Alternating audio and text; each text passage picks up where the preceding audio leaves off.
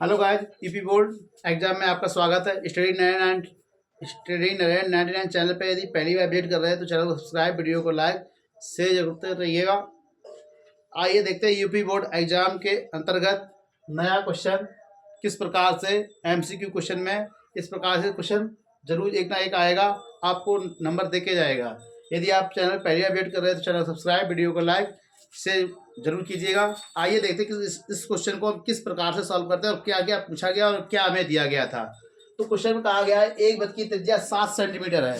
एक वृत्त की त्रिज्या 7 सेंटीमीटर है तो निम्नलिखित के मान ज्ञात करो। निम्नलिखित के मान ज्ञात करने हैं। नंबर 1 वृत्त का व्यास, सबसे पहले में पूछा गया है वृत्त का व्यास। नंबर 2 वृत्त की परिधि। नंबर 3 वृत्त का क्षेत्रफल। तो आइए अब देखते हैं। सब प्रथम ये मान लो हमने बनाया है एक वृत्त, ये बनाया है हमने वृत्त।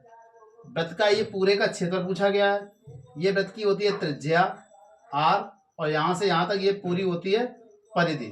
मान ये यहाँ से यहाँ तक होता है व्यास और ये पूरी होती है परिधि। तो ये हो गई यहाँ से यहाँ तक ये पूरी परिधि हो गई और ये हमारा पूरा अगर यहाँ से पूरा कर दिया जाए तो ये हो जाता है व्यास। ये केंद्र मान लिया O, तो यहाँ से यहाँ तक की दूरी और यहाँ से यहाँ तक की दूरी होती है बराबर, वो कहलाती है त्रिज्या। तो यहाँ लिखते हैं A और B। तो OB, OA और OB आपस में हमेशा बराबर होते हैं। तो ये हमारे पास ये त्रिज्याएं होंगी। तो पहला भाग लगाते हैं, पहला भाग सॉल्व करेंगे हम। पहला भाग सॉल्व करें वृत्त का व्यास। तो वृत्त का व्यास होता है, वृत्त का व्यास बराबर 2 गुणे त्रिज्या, 2 गुणे त्रिज्या। तो 2 त्रिज्या दी गई है 7 सेंटीमीटर, तो हो जाएगा 14 सेंटीमीटर। तो हमारे पास वृत्त का व्यास निकल के आ गया 14 सेंटीमीटर। यदि व्यास दिया जाता है तो यदि हम उसमें व्यास में 2 का भाग लगा देते हैं तो हमारे पास त्रिज्या निकल के आ जाएगी। यदि त्रिज्या दी जाए तो 2 का गुणा कर दीजिएगा, हमारे पास व्यास निकल के आ जाएगा। नंबर 2 भाग में दिया गया वृत्त की परिधि। नंबर 2 भाग में दिया गया वृत्त की परिधि। वृत्त की परिधि, तो परिधि का हमारे पास सूत्र होता है, वृत्त की परिधि बराबर होता है 2 पाई r। 2 पाई का मान होता है 22/7। पाई का मान 22/7 भी लगा लेंगे हम। पाई का मान 3.14 भी होता है। जो प्रश्न में दिया जाए उसके अकॉर्डिंग हम लोग उसमें सॉल्व करेंगे। यदि प्रश्न में नहीं दिया जाता है तो 22/7 हम सुटेबल समझते हैं। 22/7 और r का मान दिया गया है 7, त्रिज्या दी गई मुझे 7।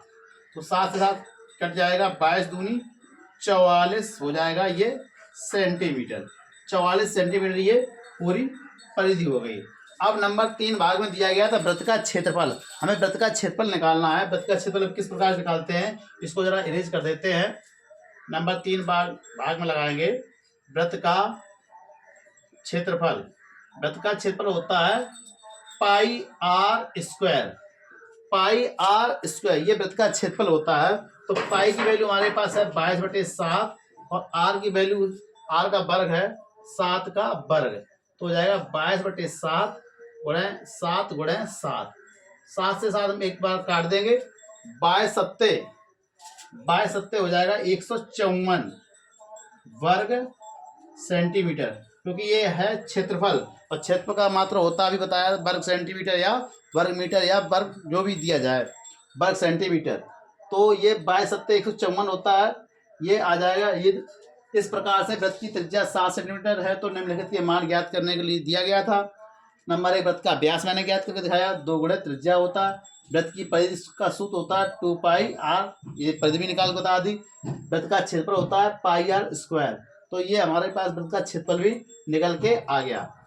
तो वृत्त का क्षेत्रफल भी निकल के आ गया। तो यूपी बोर्ड एग्जाम में इस प्रकार से क्वेश्चन एमसीक्यू में आता है। हो सकता है त्रिज्या दे दी जाए, व्यास पूछ लिया जाए, हो सकता है त्रिज्या दे दी जाए, वृत्त की परिधि पूछ ली जाए, हो सकता है वृत्त की त्रिज्या दे दी जाए और वृत्त का क्षेत्रफल पूछ लिया जाए। यदि वृत्त का क्षेत्रफल दे दिया जाए और त्रिज्या पूछ ली जाए, इस प्रकार से क्वेश्चन मिला जुला के आते हैं एमसीक्यू में। यदि आपको इससे संबंधित ये क्वेश्चन आता है तो आपको 1 नंबर मिलेगा, यदि नहीं आता तो आपका नंबर चला जाएगा। यदि आपको बहुत ही दृढ़तापूर्वक मजबूती से आपको यूपी बोर्ड एग्जाम क्रैक करना है अच्छे मार्क्स से गणित में, तो चैनल पे पहली बार यदि विजिट कर रहे हो तो सब्सक्राइब, वीडियो को लाइक और शेयर जरूर कीजिएगा।